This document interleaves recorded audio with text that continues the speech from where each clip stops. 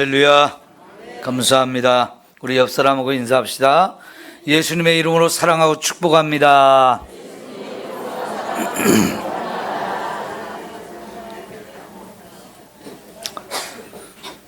이제 5월입니다. 5월을 우리가 가정의 달로 생각을 하죠. 오늘은 특별히 또 어린이 주일인데요. 우리 주일학교 어린이들의 상당수가 일맥원 아이들입니다.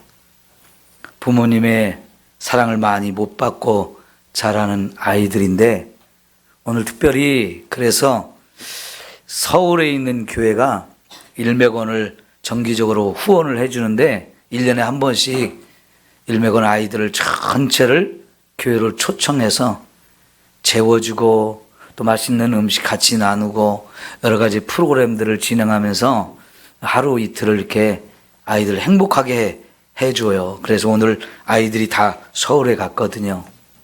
참 귀한 일을 하지요. 네.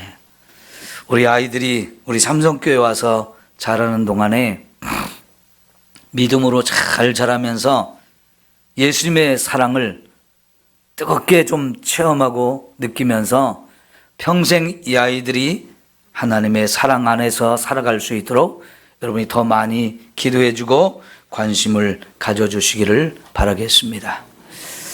특별히 저와 여러분도 자녀를 낳아서 다 길렀고 또 지금 그렇게 자녀들을 기르고 있는데요.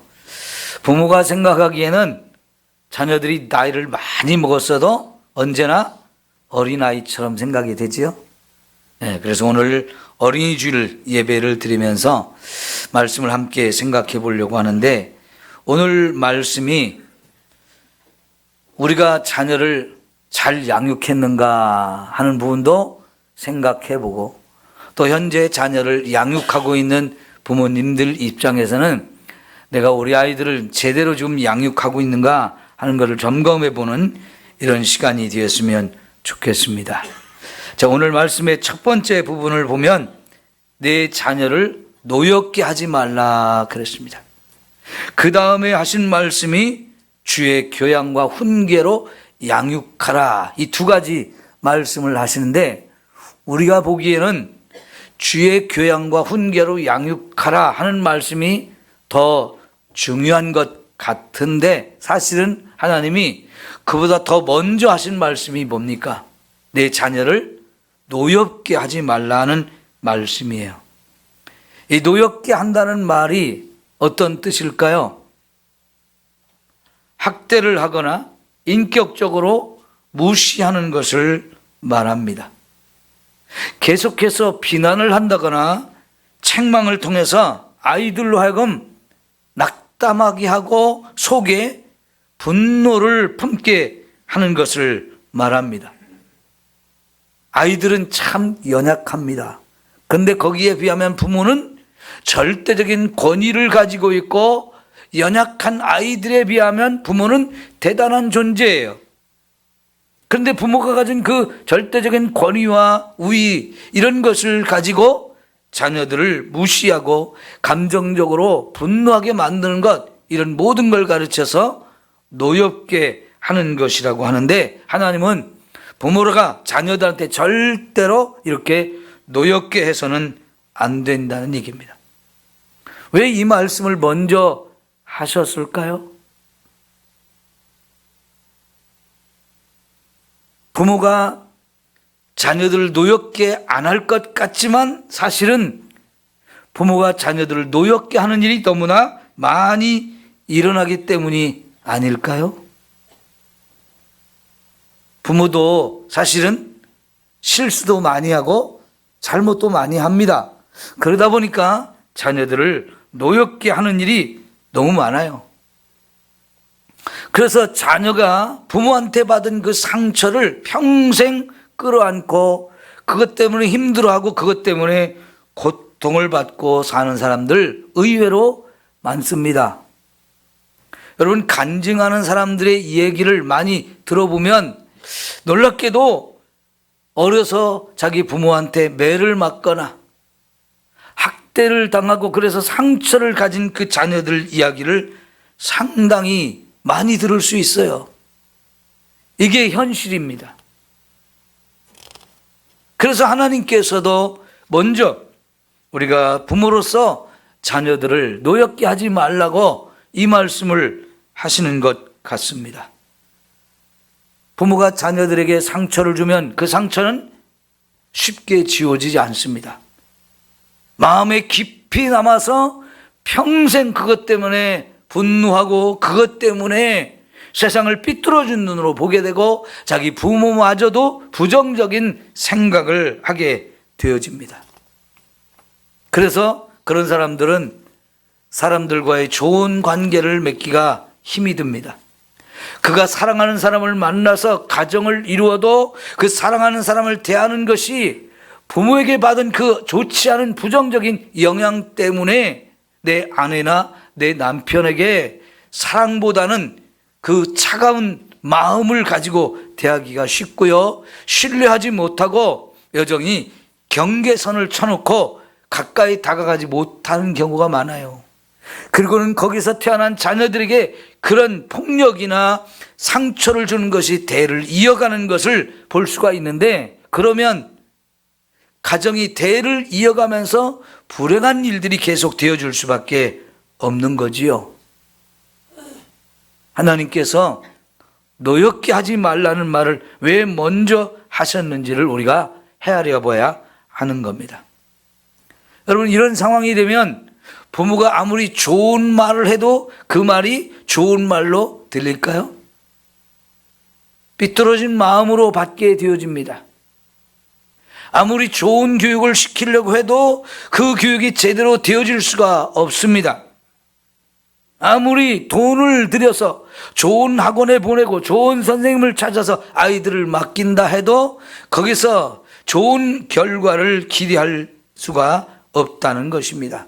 그래서 하나님이 자녀들을 노엽게 하지 말라고 말씀하시는 것 같습니다. 여러분, 자녀의 입장에서는 자기 부모에게 인정받고 싶고 사랑받고 싶고 칭찬받고 싶은 욕구가 다 있습니다. 그건 기본적인 욕구예요. 그런데 그런 부모한테 인정받지 못하고 사랑받지 못하고 칭찬받지 못하면 부모로부터 좋은 영향을 받지 못했기 때문에 부모와 좋은 관계를 맺을 수가 없는 거지요. 세상에서 제일 먼저 만난 사람, 세상에서 제일 먼저 관계를 형성해야 될 이 관계가 처음부터 어긋나지면 다른 사람들과의 관계도 부드럽게 맺지 못하고요, 그 사랑을 키워갈 수가 없게 되어지는 거지요. 여러분, 부모한테 사랑받기보다는, 인정받기보다는 네가 뭘 할 줄 알아? 이런 핀잔을 받고 무시를 당하는 사람들 있지 않습니까? 야, 네 꼬라지 좀 봐라, 너 못생겼어, 이런 말을 하는 부모도 있어요. 네가 뭘 잘하는 게 있다고 시건방을 떨어, 이런 말도 하고요. 심지어는 바보, 병신, 등신, 천치, 이런 말을 듣기도 해요. 이거는 자녀들에게 엄청난 상처를 주는 말이지요. 이런 말을 듣고 자란 자녀들, 결코 마음속에서 사랑이 채워지기가 쉽지 않은 겁니다. 어쩌면 부모가 그런 말을 할 때 무심코 한 말일 수도 있어요. 그냥 한 말일 수도 있습니다. 그런데 사실은 그 말을 듣는 자녀에게는 엄청난 상처를 주어버리고요, 아이들의 길을 확 꺾어버립니다. 자기 자신은 아무것도 할 수 없는 사람처럼 생각하게 만들어요. 그런 잘못된 자아상을 스스로 가지게 되면 어디를 가도 자신감이 없고 열등감에 사로잡혀서 평생을 살게 되어지고요, 나는 뭐 못한다, 나는 못난이다, 나는 할 줄 아는 게 없다, 스스로 자기를 못하는 사람, 못난이로 생각을 하며 살게 되어지거든요. 여러분, 내 가정에서 부모로부터 귀하게 여김을 받고 정말 사랑받는 존재로 이렇게 자라지 못하면 세상 어디에 가서도 존귀하게 여김을 받을 수가 없습니다. 어디 가서도 인정받기가 쉽지 않아요. 그래서 늘 자기 자신을 열등감 속에서 스스로 학대하며 스스로 무시하는데 어떻게 주변에 있는 사람들이 그를 사랑해 줄 수 있겠습니까? 자녀들을 향한 부모의 말 한마디, 그건 너무 중요합니다. 항상 따뜻해야 되고요. 인정해주고 격려해주고 칭찬하는 것이 아이들을 힘이 펄펄 날게 만들어주잖아요. 그러니까 우리가 유명해진 말이 있죠. 칭찬은 누구도 춤추게 한다고요? 고래도 춤을 추게 한대요. 고래가 사람의 말을 못 알아들을 것 같지만 여러분, 그 큰 고래도 사람이 칭찬해 주는 걸 그렇게 좋아한다는 겁니다. 그러니 여러분, 사람은 얼마나 더 그러겠어요? 우리의 자녀들이 부모의 칭찬을 받으면서 이렇게 자라게 되면 얼마나 힘이 나는지, 그 아이들이 신나게 세상을 살 수 있게 하는 거지요. 여러분, 부모에게 맞고 자라는 사람도 있어요. 그러면요, 그 사람이 매를 맞는 게 너무 두렵고, 그 매 맞는 동안에 막 속에 고통이, 그 미움이 막 엄청 자라는데, 사실은 그 사람이 또 남을 때리는 폭력적인 사람이 되어져요. 그리고 결혼해서 자식을 낳으면 자기도 또 자식을 또 폭력을 휘두르면서 살게 되어져요. 폭력이 대물림 되는 거지요. 얼마나 비극적인 일입니까? 하나님은 우리 자녀들에게 다 달란트를 주셨습니다. 그래서 누구든지요, 다 잘하는 게 있어요. 똑같이 공부만 잘하는 것은 아니거든요. 공부는 못해도 다른 건 잘하는 게 다 있단 말이에요. 다 달란트가 다르기 때문에 그런 겁니다. 그 가정에서부터 부모가 우리 아이가 뭘 잘하는지, 뭘 좋아하는지, 뭘 할 때 행복한지 이런 걸 빨리 찾아가지고 그걸 잘할 수 있도록 더 격려도 해주고 뒷받침도 해주면서 이렇게 자기 길을 일찍 찾아갈 수 있게 해주는 것이 제일 잘하는 거지요. 여러분, 콩자루를 여기다 쏟아 놓으면 콩들이 어떻게 될까요? 사방으로 막 흩어지죠. 한 방향으로 가지 않습니다. 콩자루를 여기 쏟으면 콩들이 다 자기 방향으로 가요. 이쪽으로 튀는 놈, 저쪽으로 튀는 놈 다 방향이 다르거든요. 그러면 여러분, 그러면 다 1등이에요. 어떤 방향으로 가도 지가 가고 싶은 대로 가면 1등이에요. 거기는 꼴등이 없어요. 근데 그거를 다 무시해버리고 너희는 이쪽 방향으로만 가야 돼, 공부만 잘해야 돼 하면서 자꾸 공부 1등 하는 것만 우리가 자꾸 가르치면요, 아이들이 공부를 잘하는 아이도 있고 못하는 아이도 있는데 잘하는 애, 못하는 애가 따라가다가 가랭이 찢어져요. 그러면 못한다고 욕먹죠. 너 잘하게 내가 학원 보내줄게. 헛돈 쓰는 겁니다. 아니, 그러다가 진짜 아이들의 인생을 망치게 되어져요. 여러분, 학원에 가 있으면 애들이 공부 잘할까요? 학원에 가 있는데 마음은 친구한테 가 있어요. 학원에 가는 척 해놓고 친구들 만나서 딴짓하게 돼요. 책상에 앉아있으면 공부 잘하는 줄 알죠? 부모 볼 때만 앉아있는 척 하고요, 방문 닫아놓고는 딴짓하게 돼 있어요. 무조건 공부만 해야 된다고, 1등을 해야 된다고 자꾸 몰아붙이면 결국은 아이들의 인생을 망치는 것이 되어지고 헛돈을 쓰는 거예요. 여러분, 우리 아이들이 뭘 잘하는지, 뭘 좋아하는지, 뭘 할 때 행복한지 관심을 갖고 그거를 빨리 찾아주어서 그 길을 잘 갈 수 있도록 뒷받침해주면 아이들이 정말 행복하게 그 길을 갈 수가 있는 거지요. 자, 오늘 첫 번째 말씀의 중요한 포인트는 뭐냐면, 뭘 가르치기 전에 관계를 좀 잘 만들라 하는 거예요. 관계를 잘 만들면 거기서부터 좋은 교육이 시작되어질 수 있는 거지요. 근데 이 관계가 처음부터 잘못 만들어지면 거기서는 아무것도 기대할 수가 없어요. 여러분, 정말 칭찬받지 못하고 인정받지 못했는데, 그래서 부모와의 관계가 잘 만들어지지 못했는데 아무리 돈을 싸질러주고 그래서 학원에 보낸다고 한들 거기서 좋은 걸 기대할 수가 없다는 얘기예요. 여러분, 학교 다니면서 그래도 여러분이 공부를 열심히 했던 순간이 있을 거예요. 어떤 과목, 어떤 순간에 공부를 좀 열심히 했나요? 내가 좋아하는 선생님이 있으면 그 선생님 과목은 막 귀가 활짝 열려요. 눈이 막 반짝반짝해요. 그리고 그 선생님 가르치는 과목은 진짜 열심히 하게 되고 그래서 성적이 올라가게 돼요.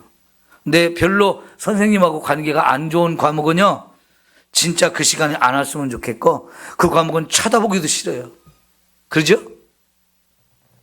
그 선생님과 좋은 관계를 맺으면 그렇게 되는 거예요. 그래서 선생님하고 좋은 관계를 맺지 못하면 그 과목은 이제 없어졌으면 좋겠다, 그런 생각에 아예 공부를 안 하게 되어지죠. 가정에서부터 마찬가지예요. 하나님이 자녀를 노엽게 하지 말라고 했을 때 그 말은 먼저 부모와 자녀의 관계를 잘 맺으라는 말씀인 줄 믿습니다. 그래야 거기서부터 무엇이든지 시작할 수 있기 때문에 그렇습니다. 자, 여러분, 지금까지 우리가 자녀를 길렀고 또 우리가 나이를 많이 먹었고 우리 자녀도 다 자랐다고 여러분 생각하시면 한번 돌아보십시오.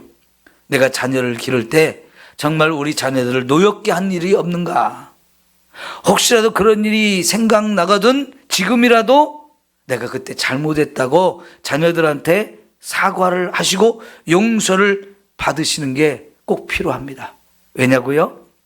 지금이라도 부모와 자녀의 관계가 회복되어져야 하기 때문이에요. 그냥 내버려두고 그냥 방치하면 그건 죽을 때까지 해결이 안 됩니다. 여러분, 부모라고 다 잘하는 건 아니잖아요. 부모도 얼마든지 잘못도 하고 실수도 해요. 그러면 그것을 인정하고 그것을 솔직하게 말하면서 내가 그때 잘못했나라고, 미안하다고, 나를 용서해달라고 부모가 그렇게 말하면 어떤 자녀가 그 마음속에 있는 분노를 계속 품으면 나는 부모님 용서 안 하겠다고 그러겠습니까? 가장 쉽게 해결될 수 있는 방법이거든요. 부모가 먼저 그걸 인정하고 고백한다는 것은 사실 부모로서 그게 바른 모습이에요. 자녀가 부모에게 받은 상처는 평생 가는 겁니다. 그래서 그걸 풀어주지 않으면 그 죽을 때까지 갖고 있는 거예요. 제가 장례를 치르면서 가장 안타까운 것이 뭐냐면 마지막 발인을 하는 그 순간에도 부모의 관계가 회복이 안 돼서 막 힘들어하는 자녀들 볼 때입니다. 종종 그런 부모와 자녀의 관계를 볼 수 있어요. 그게 참 마음을 아프게 해요. 여러분, 죽기 전에 자녀들의 마음을 여러분이 그 상처를 잘 어루만져주면 그때라도 아이들이 행복해해요.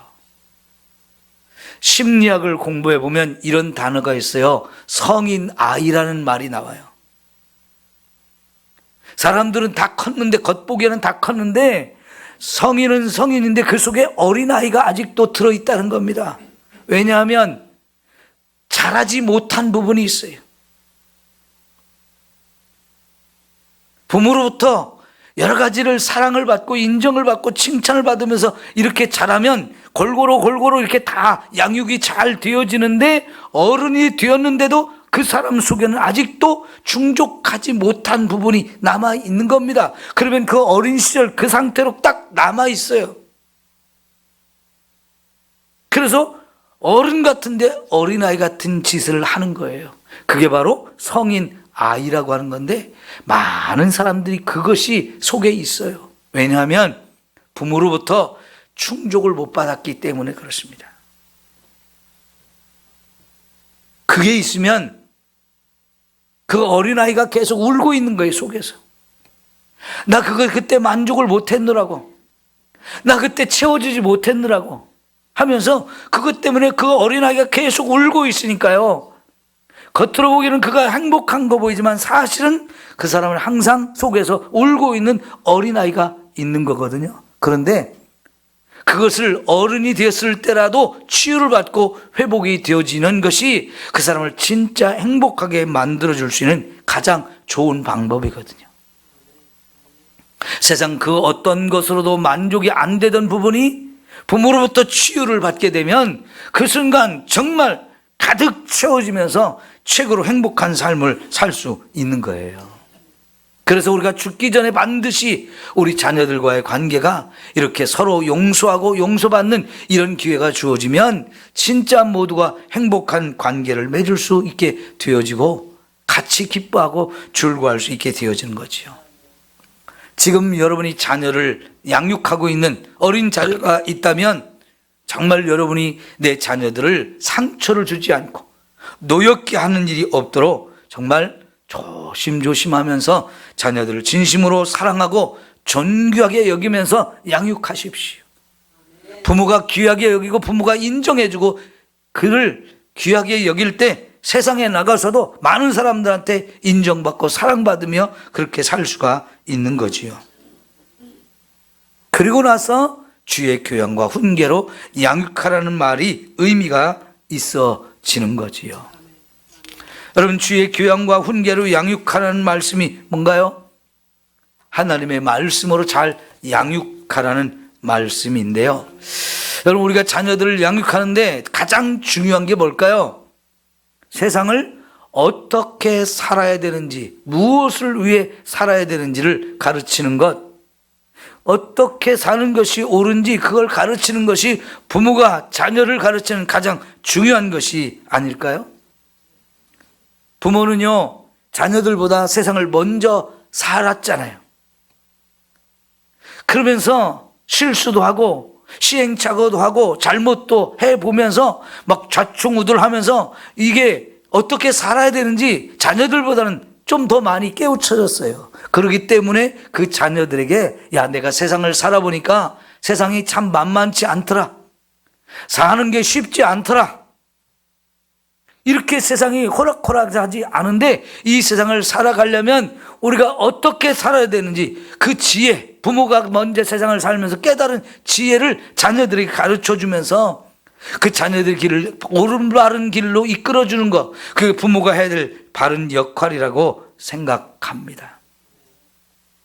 근데 이런 거 무시해버리고 막 공부만 잘하면 된다고 이렇게 하면 그 잘못하는 거지.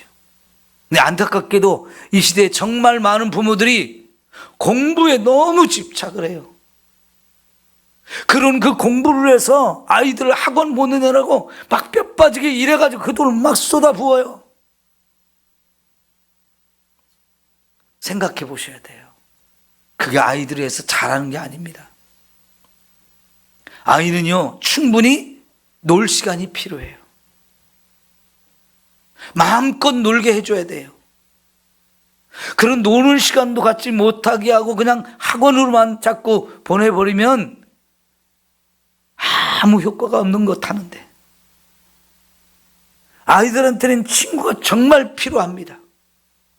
그 친구들과 만나서 마음껏 하고 싶은 대로 노는 그런 시간이 필요하고요. 그래야 또 공부도 할 수 있는 건데, 친구 만나는 게 제일 두렵고 걱정되고, 친구는 안 만나야 되는 것처럼 학원에만 자꾸 시간을 거기 가서 보내야 되는 것처럼 하게 되면 아이들은요, 뒤에서 자꾸 딴짓해요. 부모를 속이는 자가 돼요. 자꾸 부모 속이는 것만 배우게 돼요. 그러면 아이들의 인생이 빗나갈 수밖에 없는 거잖아요. 여러분, 하나님께서는요, 우리 자녀들과 부모의 관계가 먼저 좋은 관계가 되기를 원하시고, 그리고 나서 이렇게 주의 교양과 훈계로 아이들을 잘 양육하라고 말씀을 하십니다. 하나님을 믿는 우리에게 있어서 삶의 목표가 뭔가요? 나를 위해 사는 게 아니고 하나님의 영광을 위해 살아야 된다고 하나님이 가르쳐 주셨어요. 왜 나를 위해 살지 않고 하나님의 영광을 위해서 살아야 되나요? 하나님이 저와 여러분의 인생의 주인이셔요. 왜 주인입니까? 그분이 우리에게 생명을 주셨어요. 생명을 주신 분도 우리 하나님이시고 저와 여러분이 이 땅에 살 수 있도록 모든 걸 공급해 주신 분이 우리 하나님이신데, 그래서 우리는 하나님의 영광을 위해 살도록 처음부터 하나님 우리를 창조하셨습니다. 그래서 우리는 나를 위해 사는 인생이 아니고 하나님의 영광을 위해서 살아야 하는 거지요. 그리고 우리가 이 세상을 살아가면서 내 뜻대로 살지 않고 하나님의 뜻대로 살아야 합니다. 왜 내 뜻대로 살면 안 됩니까? 우리는 다 죄인이기 때문에 내 뜻대로 살면 늘 죄의 길로 가게 돼요. 그 죄의 길은 하나님의 진노와 저주와 재앙을 받는 길이기 때문에 결코 우리의 길이 평탄할 수가 없습니다. 여러분, 우리가 사사기를 보게 되면 모두가 자기 소견에 옳은 대로 살았다 그랬습니다. 그게 맞는 것 같잖아요. 하나님을 안 믿는 사람들은 그게 맞은 줄 알아요. 자기가 원하는 대로, 자기가 생각하는 대로 내가 판단해가지고 이게 옳은 거야 하고 살았는데, 여러분, 그 사사시대만큼 혼란스럽고 사람들이 고통을 받으며 사람들이 다 모든 걸 빼앗기면서 재앙과 저주가 가득한 시대가 사사시대였어요. 왜냐고요? 모두가 자기 소견에 옳은 대로 살았기 때문입니다. 왜냐하면 우리는 처음부터 죄인이기 때문에 우리가 생각하는 것이 죄로 오염되어 있어요. 우리가 판단하는 것도 다 잘못된 판단을 많이 해요. 그래서 하나님은 내 뜻대로 살게 하지 아니하시고 하나님의 뜻대로 살라고 말씀하시면서 하나님의 뜻을 담아서 우리에게 말씀으로 주셨어요. 이 말씀이 하나님의 뜻입니다. 그래서 우리가 하나님 말씀을 자녀들에게 가르치면 그 자녀들이 자기 뜻대로 살지 않고 하나님 뜻대로 사는 삶을 살게 되어지는 거지요. 여러분, 하나님의 말씀이 진리라고 말하잖아요. 하나님의 말씀이 생명이라고 말하잖아요. 말씀대로 살아가면 생명의 길이 되고 그 길로 가면 하나님이 우리를 인정하시며 마음껏 축복하시는 삶이 되어지기 때문에 그게 우리에게도 바른 삶이고 우리를 행복하게 하는 지름길이 되어지는 겁니다. 제가 세월이 자꾸 흘러가면서 가장 좋아하는 찬송의 하나가 199장인데요. 나의 사랑하는 채 비록 헤어졌으나 어머니의 무릎 위에 앉아서 재미있게 듣던 말 그때 일을 지금도 내가 잊지 않고 기억합니다. 귀하고 귀하다 우리 어머님이 들려주시던 재미있게 듣던 말 이 책 중에 있으니 이 성경 심히 사랑합니다. 여러분, 생각해 볼수록 너무 좋은 찬송이에요. 사실 저희 어머니도 옛날 일제시대에 그때는 간이학교라고 불렀다고 돼요. 2학년 다 못 마치고 학교를 그만두신 분이에요. 그럼 뭐 배운 게 뭐가 있나요? 저희 어머니가 저한테 성경을 직접 가르쳐 주지는 못하셨어요. 그러나 저희 어머니가 하나님을 사랑하는 모습을 저한테 너무나 많이 보여주셨고 하나님의 말씀대로 살려고 늘 몸부림치는 모습을 보여주셨어요. 그래서 저도 어머님을 따라서 하나님을 사랑하는 마음이 계속 불릴 듯 일어나게 되어지고 나도 어머님처럼 하나님 말씀을 따라 살아야 되겠다, 늘 그런 생각을 가지고 살게 되어져요. 저의 신앙은 전적으로 저희 어머니의 영향을 가장 많이 받았다고 생각해요. 오늘 이 찬송가가 199장이 바로 그런 어머니의 사랑을 받고 자란 사람, 어머니를 통해서 말씀을 잘 가르침을 받고 자란 사람이 지은 너무나 감동적인 찬송인데요. 여러분, 부모가 자녀들에게 하나님의 말씀을 잘 가르치고 너는 말씀대로 살아야 된다. 이 말씀이 세상에 가장 귀한 말씀이다. 이 말씀대로 살면 하나님이 우리를 복되게 하시고 우리를 인정하시고 천국으로 인도하신다. 이런 믿음을 심어주고 말씀대로 살아갈 수 있도록 가르치는 것, 이게 최고의 가르침이고 최고의 교육이 되는 줄 믿습니다. 이것이 부모의 최고의 사명이겠습니다. 물론 좋은 옷 입혀주고요, 맛있는 음식 먹여주고 공부 잘할 수 있도록 뒷받침해주고 정말 많은 역할을 우리가 하는데요, 그 어떤 것보다도 하나님의 말씀을 잘 가르치고 하나님이 정말 영원히 살아계신 분이고 그 하나님이 우리를 너무너무 뜨겁게 사랑한다는 사실을 부모가 자녀에게 가르쳐주는 것이 가장 중요합니다. 하나님이 계실까 안 계실까, 그걸 부모로부터 가르침 받는 것이 가장 좋은 거고 가장 아름다운 일인 줄 믿습니다. 여러분, 자녀들에게 신앙의 본을 좀 많이 보이십시오. 내가 하나님을 정말 사랑하는 모습, 내가 하나님 말씀대로 살려고 몸부림치는 그런 모습을 자녀들에게 보여주는 것, 가장 좋은 모습이에요. 자녀는 부모의 뒷꼭지를 보고 자란다고 그러잖아요. 부모가 하는 것 그대로 따라하는 게 많아요. 특별히 우리 부모가 자녀들을 위해서 기도하는 것은 가장 큰 축복으로 임하게 되어집니다. 왜냐하면 하나님이 우리 자녀들을 위해서 부모가 기도하라고 말씀을 하시잖아요. 예수님이 죽기 전에, 예수님이 십자가를 지고 골고다 언덕을 향해서 올라갈 때 그 예수님의 모습을 보면서 많은 사람들이, 특별히 여자들이 많은 눈물을 흘렸어요. 그럴 때 예수님은 너희가 나를 위해서 울지 말고 너희와 너희 자녀를 위해서 울라고 이런 말씀을 하셨어요. 자녀가 부모를 위해서 하나님 앞에 눈물로 기도하는 것, 하나님이 가장 귀하게 보시고요, 그 기도는 반드시 응답하시는 줄 믿습니다. 우리 자녀들 모두가 주님의 은혜 속에 항상 머물러 살기를 축원합니다. 여러분, 자녀들이 모두가 하나님을 더 사랑하게 하고 사랑하고 하나님 말씀에 붙들려서 하나님을 기쁘시게 하는 인생으로 살았으면 좋겠습니다. 그러면 하나님이 마음껏 그 자녀들을 축복하시고 하나님의 사랑을 마음껏 누리게 해 주실 줄 믿습니다. 기도합시다. 하나님 아버지, 하나님이 우리의 자녀들을 선물로 주셔서 감사합니다. 귀한 자녀들, 사랑해야 되는데 사랑을 못 해준 부분도 많습니다.